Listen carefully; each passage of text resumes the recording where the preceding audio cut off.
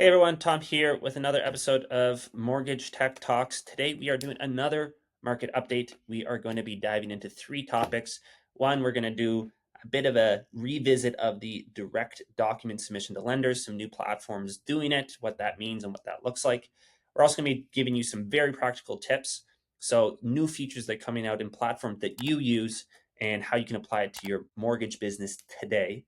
And then finally, we're going to be talking about some innovation that's happening in the industry, what the conditions are in the industry right now, and how it's leading to some pretty cool innovation. So, if this is interesting to you, please give it a listen and looking forward to having you here. Thanks.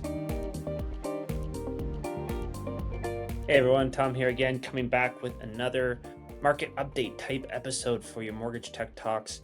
Lots going on in the market, and so I thought this type of episode would be appropriate, getting some good responses. Again, I promise you that we will get some guests back on. It just seems to be a little bit of a summer lull for a lot of people, vacations, that sort of thing. But there's going to be some pretty exciting ones coming up, actually, and I'm really looking forward to it. So without any further ado, let's get into the market update. So I wanted to follow up a little bit on last week's discussion around direct doc submission. I talked about it both in terms of Finmo and the Rocket Mortgage kind of alliance there, how they were submitting the documents to those lenders directly through the Finmo platform for the bricks brokers who have that beta access.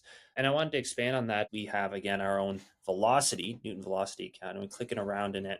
And this thing kept popping up, and I always just close it, but it's directly related to what we're talking about. So, yeah, it comes up here. You can see it's really exactly the same type thing. Both MCAP and RMG mortgages now have this feature in Velocity. And so, this is starting to be not just like a, hey, cool little thing.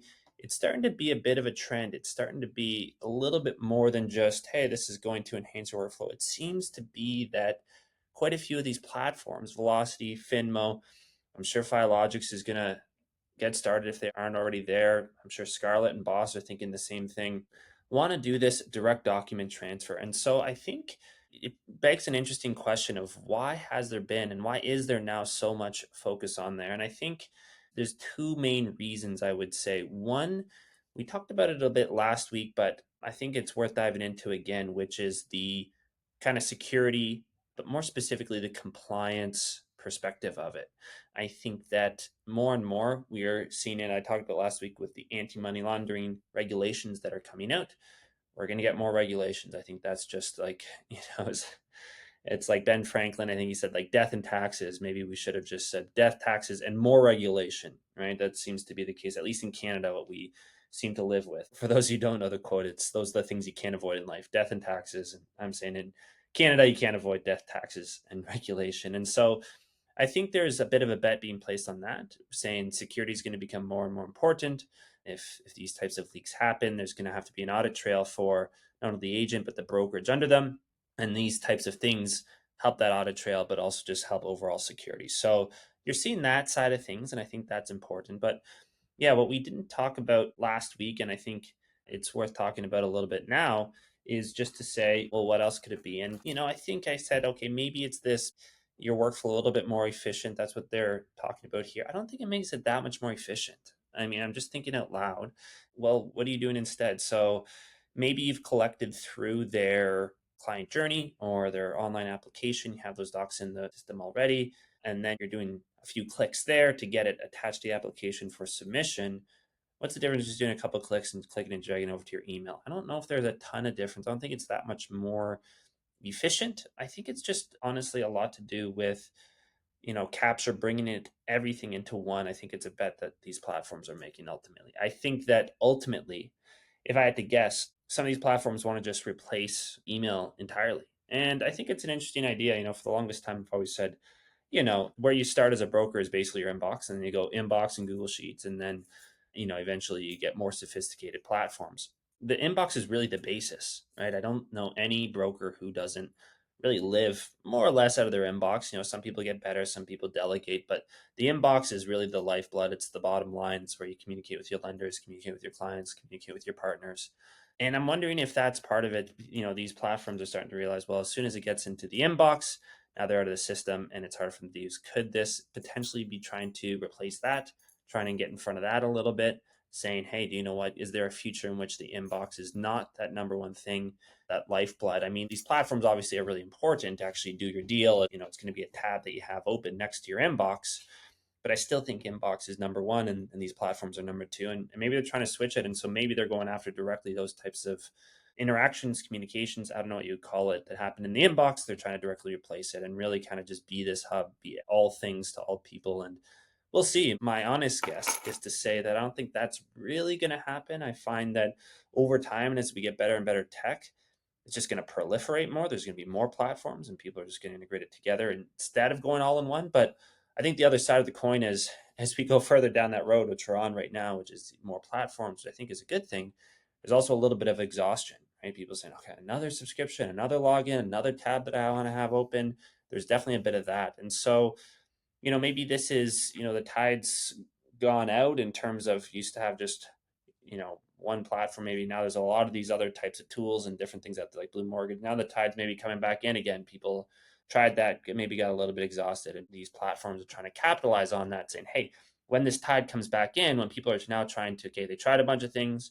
It's like a inhale, exhale. They tried a bunch of things, didn't love it. Okay, now we're inhaling, going back down, and that in and out's going to keep happening. But maybe on this contraction as we're going in, let's see if we can swap out what that number one thing is. It is the inbox, or is it these deal submission platforms? So we'll see. So anyways, enough on that there. Let's keep going to something else. This next thing I want to talk about, it's a bit of an interesting thing. I think that, for this podcast, I want to talk about high level things, but also really kind of base level things, something you can try literally tomorrow if you're listening to this and can actually make an impact on your business. What that is, in the Finmo platform, so for those of you familiar with Finmo, they have an integration tool, and basically a lot of the integrations they do run on events. So something happens in Finmo, you do something there, and basically then the integration runs, right? So it sends some data to wherever else you're interacting. It could be a CRM, could be your Calendly, could be your Google Docs, could be whatever else, right? So a lot of these integrations in Finmo run on events.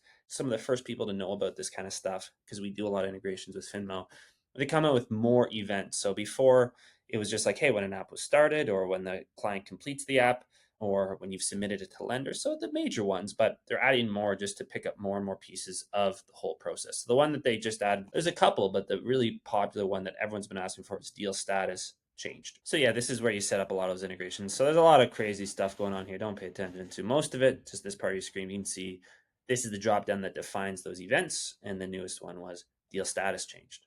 Great. So what does that mean? If you are in one of these applications, there's the status in the top right corner saying is in progress, have you submitted, what's going on. So sometimes these statuses automatically change, but sometimes you need to manually change it for whatever reason. So I mean, it's okay, this has just been approved or whatever, especially if you're getting approvals outside the system, right? If you're working with Scotia or something like that, you might want to come back here and manually change it.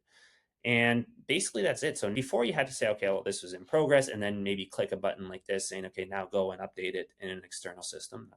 But now it's just automatic, right? So going from in progress to submitted, as soon as you do that, boom, automatically what happens is it integrates, sends that data to whatever third-party system, and that system sees it and can do whatever it needs to do over there. So it's just making things a little bit more efficient. It's not the most glamorous or sexy. It's not going to be this big AI feature, but it's extremely practical. And I want to focus those. I want to highlight those more practical type things, because honestly, like I said in the intro to this segment, that's what's really going to make an impact. If you're listening, you can literally try this tomorrow. Try it out, please, and let me know how that goes, because yeah, I want to provide value that's not just abstract and high level, but something that's going to make an impact to your business. Okay, and then the final thing here, this is maybe more back to those more abstract things, but before I get into specifically what it is, I want to kind of make a comment about the state of the market. I mean, long story short, everyone knows it's a little bit of a tricky market, but it's one of those things when you go back to, I don't know, what was it, '08, that time when the market was really tough, maybe more so in the States than here.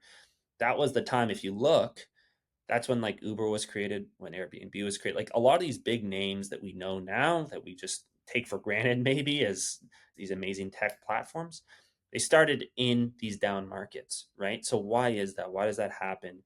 I think a big reason why that happens is because, well, two things. One is that there's a need now for new ways of doing things, right? So the market's great. It's like, why change? Why do I need to disrupt things? Things are good. I'm good to go.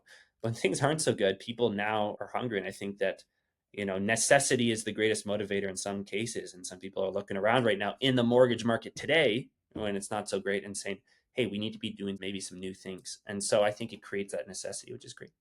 And I think it also frees up people's time. So again, when things are great, the market's great, people are just like slamming deals, right? Just going through them. Employment market's great. So, you just throw out your resume, you're going to get a job. Maybe not that easy, but you get my drift. But in a tough market again, hey, that's not happening, right? So now people have to maybe start new things instead of just going and getting a job at a big tech company. They have to maybe start something. And this is happening for many people at once. So a lot of these smart people are looking for great things to do, and that's leading to new innovation. So that's my preamble. What am I talking about? What do I get into? Well, it's come across my desk, which is really kind of coincidental and interesting, is these platforms that are helping clients engage. And I'm not going to get into the specifics of it, but it is an interesting trend. And I think I don't want to get into specifics. I'm actually talking to these firms. I want to do an episode specifically on them. But what I'll quickly mention is this actually came across in the ILMB group. So I'm not, doing anything that's proprietary or anything. But yeah, they're throwing up a webinar. By the time this episode comes out, this webinar will already happened. But you can see Lendesk is promoting it, but they have a new partner. It's called, here we go. Lendesk will be introducing a new partner, OwnWell. So, okay, there's this platform called OwnWell, and they're doing new ways to engage with your clients. Seems interesting. I'm seeing things about estimating the market value of your home. So again, I think it's, finding these new innovative ways to engage with your clients. This OwnWell platform seems to be doing that. And like I said, it's come across my desk. I've chatted with the people here, and I think we'll do an episode on it. So if you're not subscribed to the channel, it seems interesting to you, we're going to be doing a deep dive in the next few weeks on this platform and what it looks like. Another thing that came across my desk, just interesting, that's why I want to bring it up in this episode. Very similar type platform. There's obviously nuances, and that's what we'll get into in the upcoming weeks as we do deeper dives into each of these platforms. But the other one is BrokerBot. So very similar. You can see that it's basically saying it's a engagement tool working with lenders, mortgages, and real estate agents, but they focus on the market value of their home. Yeah, I think it just speaks to that. I've heard about this. There's this platform called HomeBot, which I think maybe came out in 08. So maybe just proves my point. And they've been doing this in the States with a lot of success, huge platform. That was whatever 15 years ago, and it's taken that long to come to Canada. There's a bunch of reasons why, but maybe one of the biggest reasons is this down market. And now people are looking around, finding new ways to provide value. And, I think it's interesting that seeing two competitors coming out at around the same time, going head to head, I think that's just good for the consumer. I think that competition is healthy. We want to encourage it. We want to make sure it's good. We want to be completely honest in our evaluations of each of these platforms, because that's how we're going to get the best results at the end of the day. That's what we're going to try and do in this podcast. But I think even as individual consumers, I would encourage everyone to do that, because that's how you give good feedback. That's how these platforms get better. And that's how the industry moves forward. So we'll leave it at that. That kind of wraps up today. Hopefully those 3 updates were interesting. Like I said at the beginning, we'll maybe get back to some guests. I think we are next week. Hopefully this was interesting. If you did like it, like I said, please subscribe. We're going to deep dive into a couple of these topics in the next few weeks. And yeah, really looking forward to seeing you there. Thanks so much.